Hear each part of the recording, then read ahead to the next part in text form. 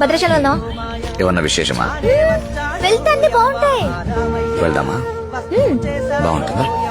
చాలా అంటే చాలా. సరే